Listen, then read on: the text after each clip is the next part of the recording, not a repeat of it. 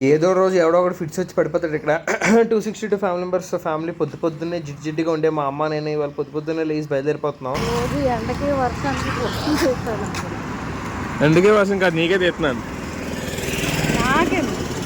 ఇప్పుడు నాకు అనిపిస్తుంది ప్రపంచంలో అందరికన్నా అదృష్టవంతుడు నేనేనేమో. ఎందుకంటే ఇలా వచ్చి ముందే కళ్ళెదురుగు బస్సు ఏరిపోద్ది. అది ఎంత దూరంలో ఉంటుంది అంటే పరిగెట్టి ఎక్కినా అందరంత దూరంలో ఉంటుంది అన్నమాట.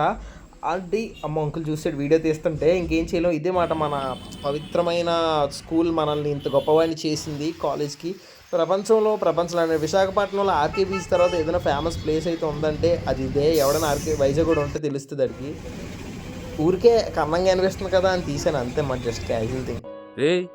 ఏంటిది మాకేంటిది అంటున్నాను. సరిపోయి ఇంతకీ మేము ఎక్కడికి వస్తున్నాం చెప్పలే కదా, చెప్తాను ఆగండి. ఇలా బస్ దిగేటప్పటికి మా పెద్దమ్మ మా అమ్మ ఇద్దరు ఉన్నారు. మా పెద్దమ్మ వాళ్ళు ఉన్నారు కాబట్టి మనం కొంచెం వ్లాగింగ్ తక్కువ చేస్తామాట. ఎందుకే మనం ఇక్కడ బెల్లం వినాయకుడు అనే టెంపుల్ ఉంది, అక్కడికైతే వచ్చాం. నెక్స్ట్